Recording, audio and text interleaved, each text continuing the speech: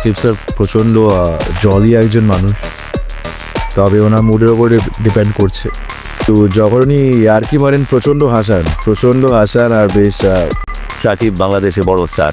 As a person আমি শাকিবকে meet করেছি আগেও, শাকিবকে আমার বেশ ভালো লাগে এবং তার সাথে মাঝে মাঝে দু একবার ফোনেও কথা হয়েছে।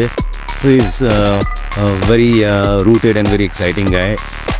এটা আমাদের জন্য বিশাল বড় পাওনা, বাংলা সিনেমার জন্য বিশাল বড় পাওনা যে ওনার মতো লেজেন্ডারি ভেটারান অ্যাক্টরকে আমরা আবারও পেয়েছি। বরবাদে তার যে লুক অ্যাকশন, এটা জাস্ট ওয়াও বলে ছোট করা হবে, যেটাকে বলা হয় নাইট ড্রেস, শাওয়ার ড্রেস। ওইটা পরে যখন হেঁটে যাচ্ছিল, এই মানুষটাকে আমি কখনো দেখিনি। মানে আমি যদি দর্শক সারিতে থাকি, একবার যদি দেখতে পেতাম, তো শর্টটুকুর জন্য আমার কাছে মনে হয়েছে আমি এই হিরোকে কাছে থেকে দেখতে চাই। আর তাদের সাথে ওটা নিয়ে উনি বলেওছেন। Mr. Shakib Khan have a really, he worked very hard. He focused on every bit of the story. He focused on his time. বরবাদ তো অনেক ভালো লেগেছে, অনেক লার্জার স্কেলের ছবি। এক্সপিরিয়েন্স খুবই ভালো। তো ওনার মুভি আসলে ওইটা নিয়ে খুব এক্সাইটেড ছিলাম।